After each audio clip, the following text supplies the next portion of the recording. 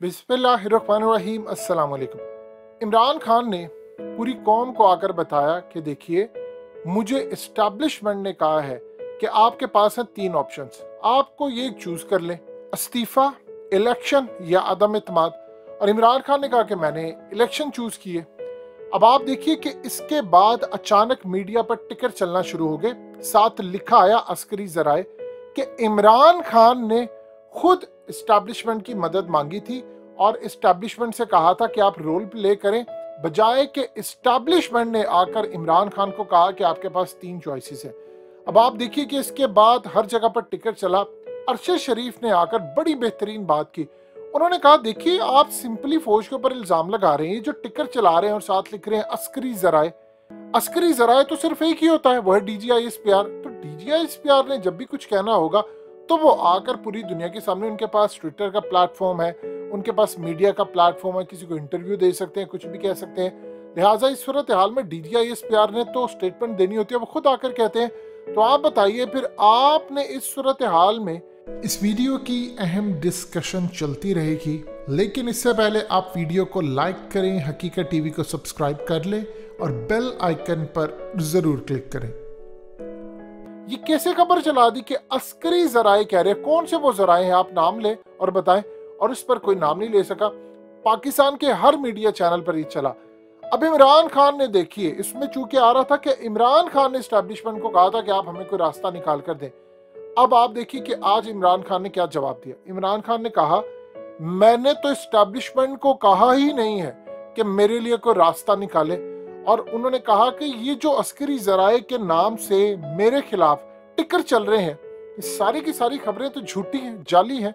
कि जी इमरान खान ने एस्टेब्लिशमेंट को कहा, मैंने तो कहा नहीं। मैं तो ये कह रहा हूँ कि एस्टेब्लिशमेंट ने मुझे तीन ऑप्शन दिए थे, इलेक्शन करवा लें, अदम इत्मीद या इस्तीफा। तो मैंने कहा कि मैं अदम इत्मीद और इस्तीफे को तो रिजेक्ट करता हूँ, मैं इलेक्शन की तरफ जाता हूँ। और उन्होंने कहा उसकी वजह यह है कि मैं आवाम को ये कहना चाहता हूँ कि देखिए, मैंने 3.5 साल बड़ी मुश्किल से गुजारे, ब्लैकमेल होकर। उन्होंने ओपनली इतराफ किया, ये उस बंदे की क्वालिटी है। उन्होंने कहा कि मैंने आकर सारी दुनिया के सामने इतराफ किया और बताया कि देखिए ये कुछ मेरे साथ हो रहा है। अब इस सूरत हाल के अंदर इमरान खान ने जो क्लियर अपनी पोजीशन रखी है, बिल्कुल क्लियर रखी है। उन्होंने आकर कहा कि देखिए, मैंने पूरी दुनिया के सामने आकर ये बात की है कि मुझे ब्लैकमेल किया गया और अब मैं दोबारा आवाम के पास जाऊं और इतनी मेजोरिटी और भारी अक्सरियत लेकर आऊं कि मुझे हुकूमत बनाने के लिए किसी बैसाखियों की जरूरत नहीं पड़े। अब आप अंदाजा कर लें कि इमरान खान ने इस लेवल पर आकर गुफ्तगू की है, तो उसके बाद क्या सूरत हाल है। अब सबसे बड़ी बात यह है, देखिए जो तमाशा मुल्क के अंदर है वो खत्म होना चाहिए। DGISPR ने कुछ कहना होता है, उनके पास ट्विटर है, वो आकर कह देते हैं। और जब उन्होंने कोई बात करनी होती है, वो मीडिया पर टॉक कर लेते हैं, साफियों को बुला लेते हैं, वो किसी को इंटरव्यू दे लेते हैं। ये सूरत हाल हो जाती है। इन साफियों को जरा पूछें जिन्होंने कहा है जी अस्करी जराए ने कहा है कि वजीर आजम इमरान खान झूठ बोले, यानी आपने, बल्कि ये तो उल्टा फौज को पूछना चाहिए कि हमारा नाम इस्तेमाल करके आपने पाकिस्तान के वजीर आजम, जो चीफ एग्जीक्यूटिव है, मुल्क के नंबर 1 सरबराह वो हैं, उनके ऊपर आपने हमला किया और हमारा नाम इस्तेमाल किया। इस सूरत हाल में DGISPR, बल्कि इनसे पूछे कि आपने किया क्यों है। जब उन्होंने कोई बयान नहीं दिया, उन्होंने देना हो तो वो अपने नाम से देते, तो आपने कहां से चूज करके उठाकर और ये तमाम चीजें चलाई हैं। इमरान खान ने आज देख लीजिए, उसकी तरदीद कर दी। इमरान खान ने कहा कि मेरे खिलाफ जो अस्करी जराए के नाम से चीजें चल रही हैं टोटली गलत है, मैं रिजेक्ट करता हूं। और एस्टैब्लिशमेंट के हवाले से मेरा नाम इस्तेमाल जो किया जा रहा है कि एस्टैब्लिशमेंट ने कहा है कि इमरान खान ने कहा, देखिए चीजें हो रही हैं बड़ी क्लियर है। ये जो ढके छुपे अंदाज में फलाने का नाम लेकर, फलाने का नाम लेकर, देखिए आसिफ गफूर के दौर के अंदर भी सूरत हाल ये होती थी। जब कोई बात होती थी तो वो आकर ट्विटर पर सारी दुनिया के सामने कह देते कि फलानी चीज गलत है, फलानी ठीक है। इवन के वो अपने पर्सनल अकाउंट से भी आकर कह देते थे। यहाँ पर जो सूरत हाल पैदा हो रही है, आप नाम, ये कौन से जराए हैं? अस्करी जराए, यानी आपने डायरेक्टली फौज पर झूठा इल्जाम लगाया है। आपने इल्जाम ये लगाया है कि हमें अस्करी जराए यानी फौजी जराए ने कहा है कि वजीर आजम झूठा है। सिंपली आप सादा अल्फाज में ये कह रहे हैं कि पाकिस्तान का चीफ एग्जीक्यूटिव, वजीर आजम पाकिस्तान, उसको अस्करी जराए ने कहा है कि झूठा है।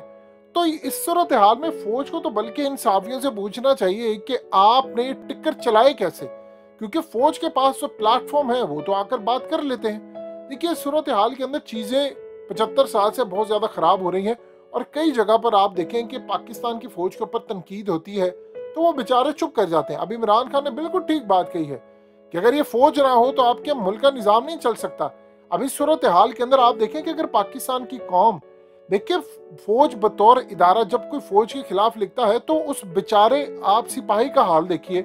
रमजान के दिन है, वो बेचारा आज भी कई हजार किलोमीटर दूर कहीं जाकर किसी बयाबान जगह पर आपके लिए हिफाजत कर रहा है, या कई इवन के 1000 फीट की बुलंदी के ऊपर जाकर वो आपके लिए मुश्किल हालात में अपनी फैमिली को छोड़कर हिफाजत कर रहा है, बॉर्डर पर कर रहा है।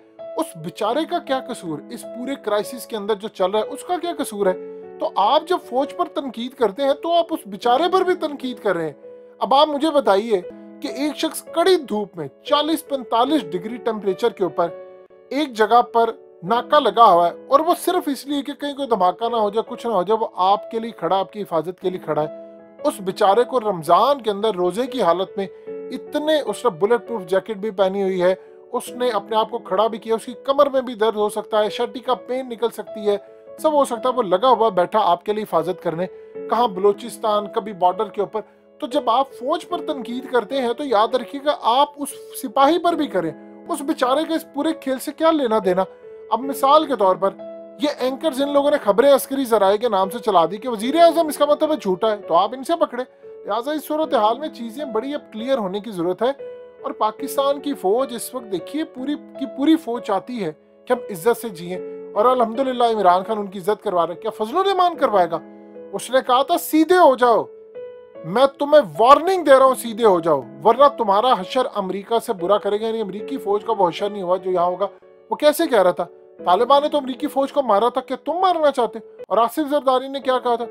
उसने कहा था मैं जर्नैलों की लिस्ट निकाल दूंगा, तुम जवाब देते रहना, फिर उसके बाद फिर अगर दोबारा मेरे खिलाफ कुछ करने की कोशिश की। और नवाज शरीफ ने, ज्यादा दूर की बात नहीं है, ये सिर्फ 2-3 साल के अंदर ये पूरे खेल आपको नजर आए। तो क्या कहा था उसने कहा था कि पाकिस्तान की फौज के जर्नैल शामिल है, ये है वो है, ये सब कुछ है। तो फौज ने इतनी कुर्बानियां दी हैं, आप उस बेचारे सिपाही का क्या कसूर है? इस सूरत हाल में वो आपके लिए बॉर्डर पर जान देता है, वो -30 टेम्परेचर के अंदर आपके लिए सरहदों की हिफाजत करता है, उसका पता कोई नहीं है, वो घर पहुंचे ना पहुंचे, वो ईद को पहुंचे ना पहुंचे, उस बेचारे की जिंदगी आप देखिए कितनी मुश्किल है। तो याद रखिएगा आपने फौज को बतौर इदारा पूरी तरह मजबूत करना है। हम अपनी फौज के साथ खड़े और रहना है हमने अपनी फौज के साथ। ये बात छोड़ दीजिए कि फलाना ये वो है। अगर कोई गलत टिकर चला रहा है फौज का नाम लेकर, या कोई पॉलिसी या कुछ भी है, तो आपने देखना है कि आप बतौर फौज पूरे का पूरा इदारा क्या है, नीचे रहने वाला सिपाही क्या है। ये बड़ी तगड़ी फौज है, अल्लाह का शुक्र है आज अगर इराक, शाम, अगर ये चीजें हम नहीं बन गए तो इन लोगों की वजह से है।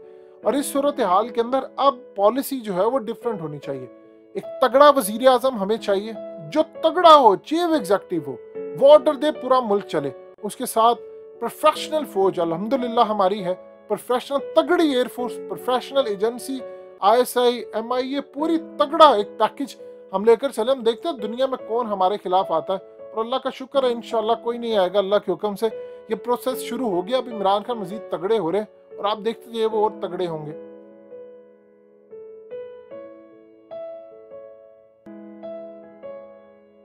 हकीकत टीवी को सब्सक्राइब करना मत भूलें, वीडियो को लाइक करें, शेयर करें और कमेंट सेक्शन में अपनी राय का इजहार जरूर करें।